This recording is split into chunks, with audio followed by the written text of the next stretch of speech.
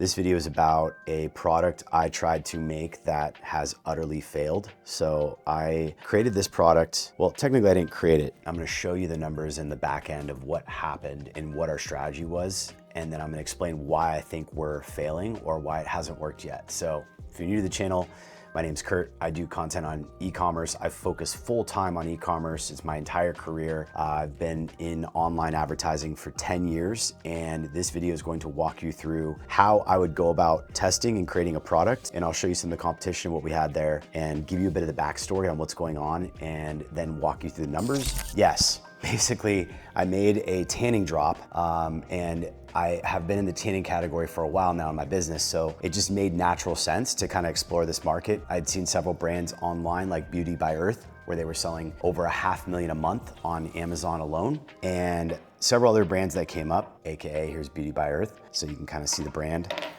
Salty Face, another brand here out in, well, they're from Canada, but they are shipping into the US. So that was an example of a product that I also found that was intriguing. And lastly, Sephora is partnered. I think they actually own this brand. It's called Isle of Paradise. And so there's several tanning drops on the market. The product has been around since about 2019. It's a DHA derivative from beet roots, and usually they have DHA and erythrulose. And I actually think the product works really great. I'm actually using it right now. My skin looks more tan.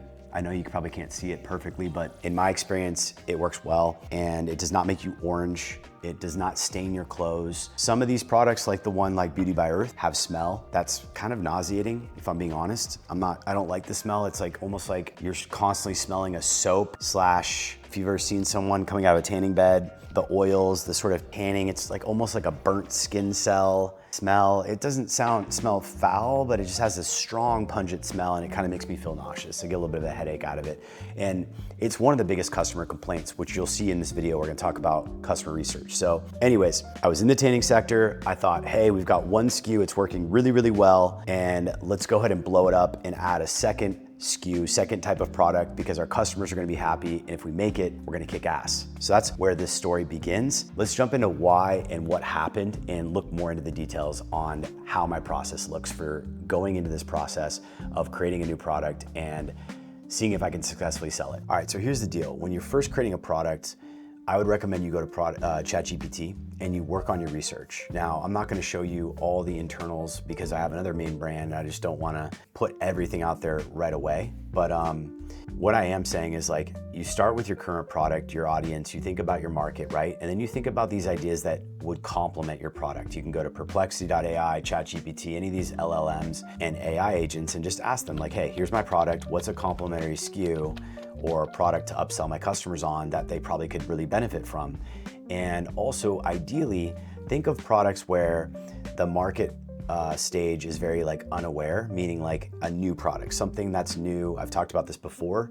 You really want to try to be new, first to market. That really helps. It makes a big, big difference if you're new to market, because it's just easier to sell. Like if you're chasing the market and the awareness of the market, and people have been selling the product for 3-4 years or more, it's just a lot harder. You've got to sort of convince customers to change, right? And if a customer has a product, they like it, it's more difficult to convince them to change than to say, hey, there's nothing out there like this. Just come and buy this product. It's very different and unique. So our first product was very much that category of no one knows what it is. It's very new. Most people haven't even tried it yet. And it's new to market, so we're able to just go in and get people to acquire and try it right away, and it's just really, really doing well. This product, not so much. We had some real bumpy, choppy waters ahead. First thing I did was I went and looked and did my research. I decided on tanning drops. Now, this video is not about deciding and how to decide. And in this case, that's just another video we'll have to go through. So for now, just know that I have the Helium 10 plugin. I'm paying for the brand that allows for X-ray, where you can get some information. I think it's about $100 a month. And essentially, when you come here, you can look at the top products in the category. And actually, I think you can even come in here and do some additional sort of like show full summary. It kind of shows you like top SKUs. And you can see here, Beauty by Earth, they have a lotion. They do 660,000 a month in the last 30 days. Here's the total kind of category, 3.8 million a month. So you've got what is that? That's like 35, I mean, I just times it by 10, that's 38 million in 10-month year, and then you've got another 6-7 million, so you're looking at about 45 million just from maybe the top, you know, what is this, 48 products here? So 48, 50 million, let's call it, right? Just on Amazon. So it's pretty crazy and a pretty good review. So this gives you some basic information about the market size, right? Anything in that size category and larger is probably pretty good. I'm not an expert at market categorization, but what I will say is, like, I looked at the top products and then I go and I order all of them. As you saw in the video before, I bought several of the top products, and now I was testing them out. And what we did was we did a mock-up around Christmas time. What I did was I actually then worked with my designer and I go, all right, we're gonna make this, we're gonna build the store. And we built the store. So if you look at our website, we actually built the store. We hired a graphic artist, we made the label, we created before and afters. These are actually, it is just sun damage. These are actually actors where we shipped product over the holidays. So what I did was I'm like, all right, we're gonna test tanning drops. We're going to put this product, one of the other products is very similar. We're gonna put it in a jar and we're gonna label it as ours, and we're not selling it to the customers, but we're gonna send this out to actors and we're gonna simulate as though we have this product, and then we're gonna build out from their content as well as our graphic artistry a sales page. All right, so here is the test. And you can see here we spent $1,340 to generate $251. This is our legit store. Our average order value was $41. Our cost per click was almost $8. There was just like a lot of stuff in here that just wasn't looking great. And this is real footage. Like, we sent this product to these creators and we created the concept. We even had the bottle in there, so like you can kind of come in here and, like, let's see here, play. Have you noticed these 5? Skip over. You've got the jar, the tincture. It's showing the product itself, so it really builds authority, right? That the product actually exists.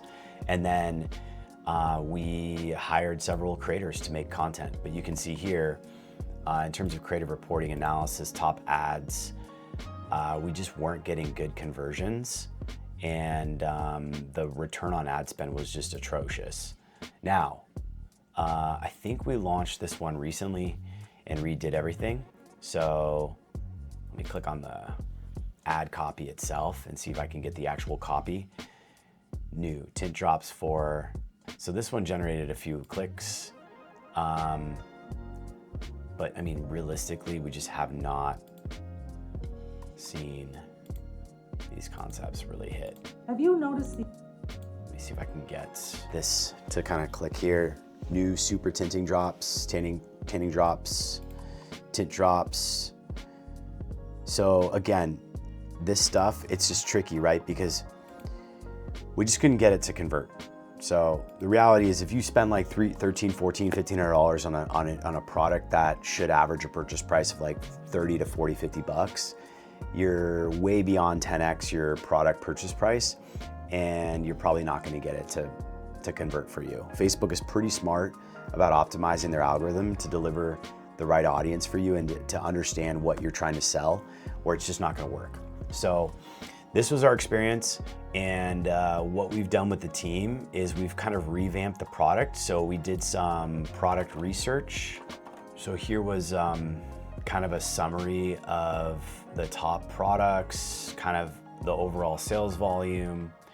And then I had we did an actual legitimate breakdown of the products, the reviews. So what you do is you go through Amazon, you go through their website, and you actually list off and go through, you know, a very large amount of reviews. In this case, we review mine from Tan Lux around an Isle of Paradise. We took about 170, 65 Isle of Paradise, and then another 100 and so of Isle, and we grabbed the reviews. And what did we do?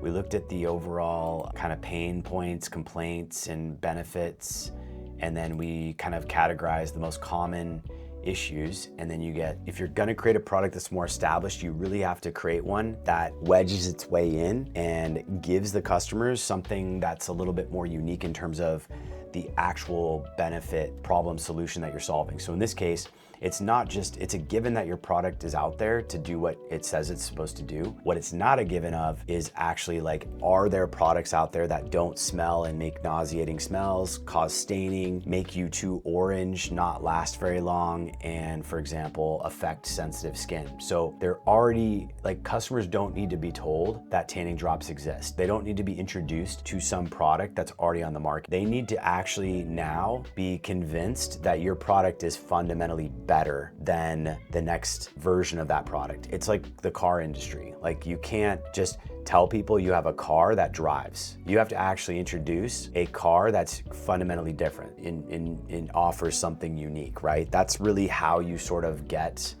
your market kind of wedge and get the niche that you need down. So what we did was we revamped our marketing, we stopped our ads, and then we were retesting now, and we focused on reformulating our headline. So now we're talking about new self-tanning drops designed for those who hate traditional drops, a breakthrough formula that for those who struggle with self-tanning drops, no nauseating smells, no stains, no harsh orange tones, just a smooth bronze glow. Our lightweight hydrating serum absorbs quickly, leaving your skin radiant, never drying or peeling. And in the benefits, we don't really focus on the core benefits you would see if you were selling a typical tanning drop. We're not just saying like it will make you tan, it will do blah, blah, blah.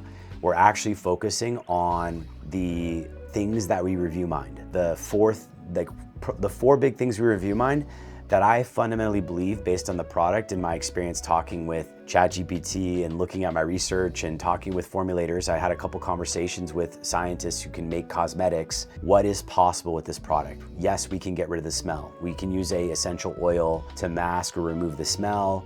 We can avoid material and chemicals that cause staining. It might cost a little more, but we can, use options there. We can, with the harsh orange tones, it can be dependent on the actual sourcing of the DHA. So these are things I can address and make in the product. Just like if you're selling a car and you're making claims about what the car can and can't do, you're talking with the formulator about what you can do. So that's kind of where you get your wedge in. I can't emphasize this enough. Having a unique and new product that actually delivers is entrepreneurship 101. If you can nail that, you get very rich very fast, because it's so easy to sell that. And once a customer buys it, they actually come back and buy more. When you have a product that already exists, you're not really adding to the world, right? Unless you can fundamentally make your product better, what are you actually offering? If someone sells water and you offer a new version of water, but there's nothing fundamentally different about it, what are you selling? Why would I buy your water? What makes it different? That's what I'm saying. That's why this is such a unique thing. And it's also why most people just fail, in my opinion. They don't zig when other people are zagging. They go, oh, this is trending, let me sell this. Now, I'm not saying you don't go to marketplaces where the market is growing. The tanning market is growing, so that's a marketplace. But the actual product, tanning drops, is growing, but it's not new. It's been around. These brands have been in existence for several years, and Sephora is partnered with one of them. Like, that's a huge partnership brand that we have to pull customers from that branding. That's gonna be very expensive and difficult to do. So that's what I'm saying. And we've spent about $1,400 on ads, $1,340 on ads, and we have effectively proved to ourselves that overall, we, in the last 14 days, spent $765, but in the last 60 days, 1.34K, and we've generated $251, and our CPMs are just ridiculous. You want your CPMs to be more like 60, 70 bucks tops, not 225. You're paying 25 cents to show your ad once when you're paying a $225 CPM. That's insane.